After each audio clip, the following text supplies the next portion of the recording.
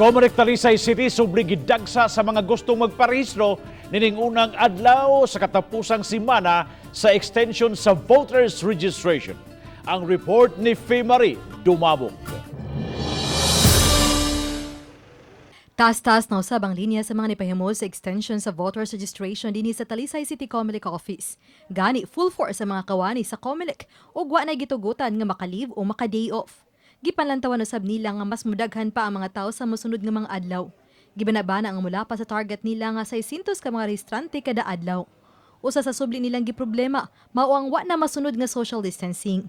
Gumikan niini muhangyo og balik ang Talisay City COMELEC sa kapulisan nga mutabang kanila sa pagbantay. Ana nahino na mga sakop sa Talisay City Civil Security Unit nga nitabang pagpahapsay sa linya.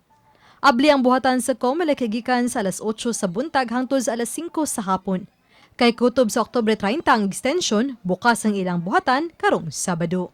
Unta tay mga pulis kay habaw na ka nga ang pulis tuhuan magud sa mga tao. Especially when it comes to the social distancing. Yes, sila gid ang makakuan ba? Maka-implement gid sa social distancing. Uba ni Jun Sulon. Ako si Marie Dumabog.